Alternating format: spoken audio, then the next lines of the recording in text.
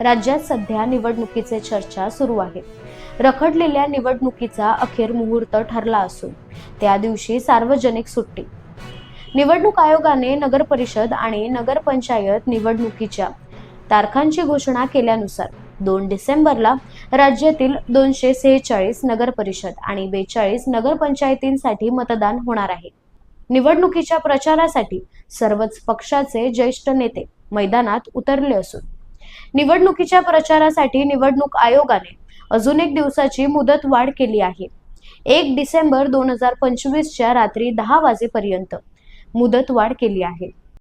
तर येत्या 2 डिसेंबरला संपूर्ण महाराष्ट्रामध्ये नगर परिषद आणि नगरपंचायतीच्या सार्वत्रिक निवडणूक आहेत। या निवडणुकीत मतदारांना मतदानाचा हक्क बजावता यावा यासाठी जिल्हाधिकाऱ्यांनी व जिल्हा निवडणूक अधिकाऱ्यांनी महत्त्वाचा निर्णय घेतला आहे।